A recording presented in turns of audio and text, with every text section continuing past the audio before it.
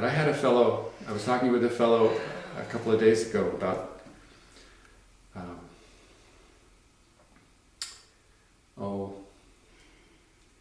what you might call spirits or ghosts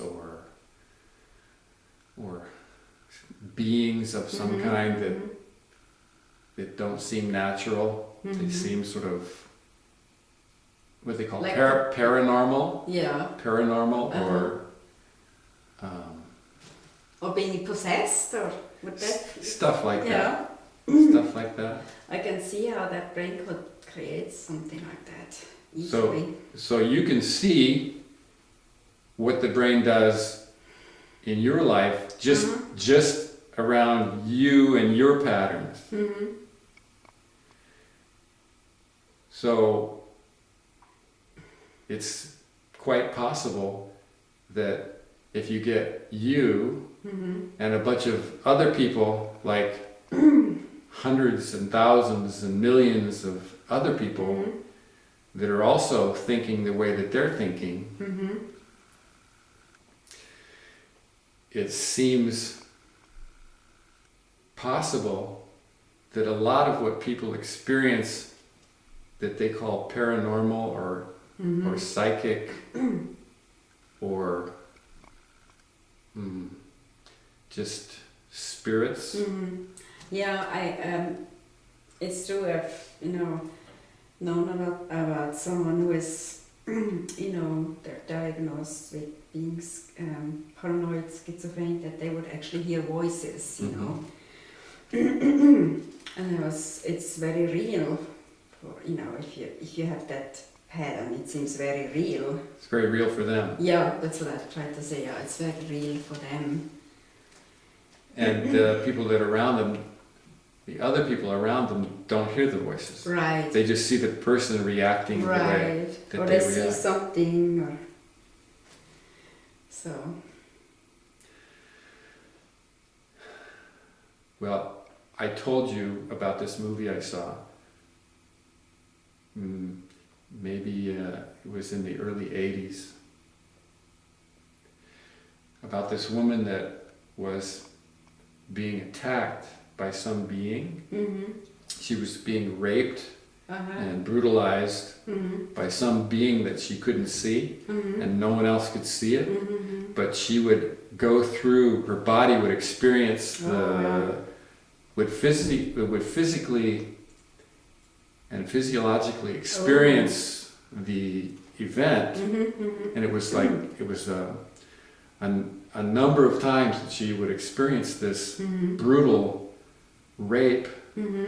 I don't know how many times she experienced it, but her body would show damage. It would show actually bruising. The tissues would be bruised and damaged, but there was no visible evidence of this being. And she totally believed that she was being attacked by some kind of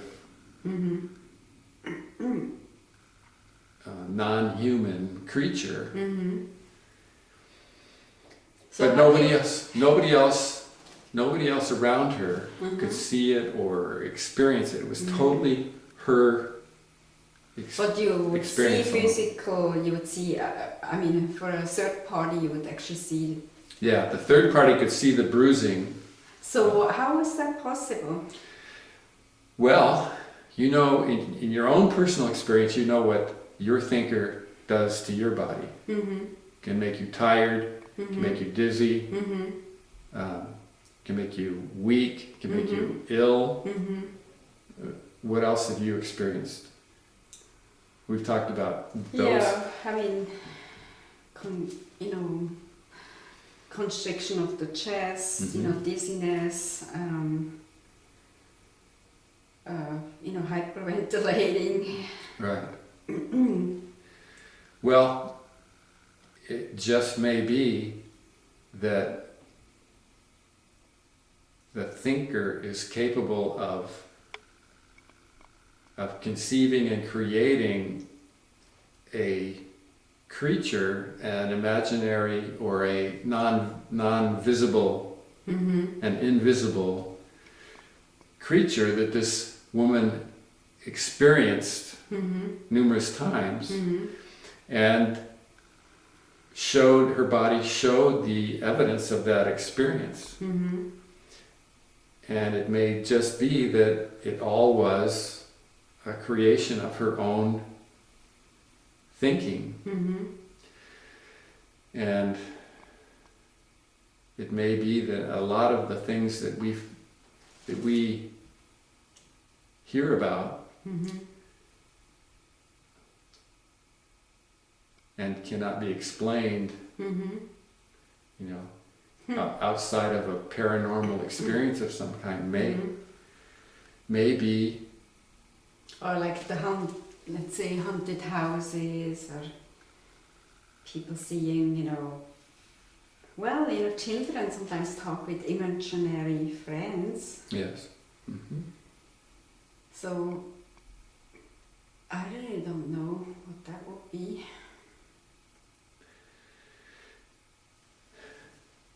When you get a lot of people thinking the way that they think, it becomes, the thinking itself creates a kind of world.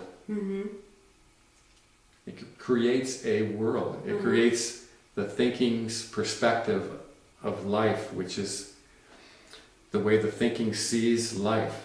And since the thinking can create anything, basically, in its own thinking, it can create whatever it wants to. It can create its own world. And it may be that a lot of the visions, a lot of the experiences that people have may be the result of either their own thoughts or the culture, the thinking culture. Kind of a collective thoughts. Yeah, the thinking, people talk about the movie The Matrix all the time. This is, you could consider this a form of a kind of a thought matrix, or a giant thought pattern, a giant thought program that includes all this stuff that maybe, when you get right down to it, really has nothing to do with living. Because as you move away from this thinking world, the more you separate from it, the more you walk away from it, the more you walk away from your own thinker, the more you walk away from this thinking world, life changes. Life doesn't seem to include a lot of this extra stuff. And you're only able to see that difference as you are able to walk away from it. Someone can tell you about their experience of it, but you're only able to see it as you are able to walk away from your own thinking. And then you start to see what is really there without, what is life like without the thinking about it. It's different. It's very different. Yeah. And so few people really see what life is, because they're always looking at what they view as life through their thinking, through their explanation, through their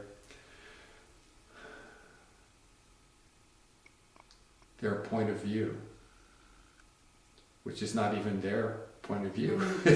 It's just their thinking's point of view. it's really something else. It's really it's really an experience.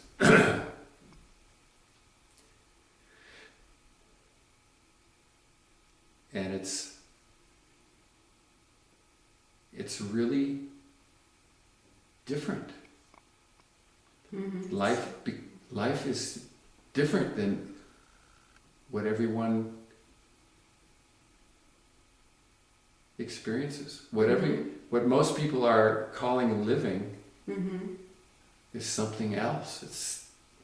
It's the programming. It's the thought patterns. It's what they're expected to do. Right.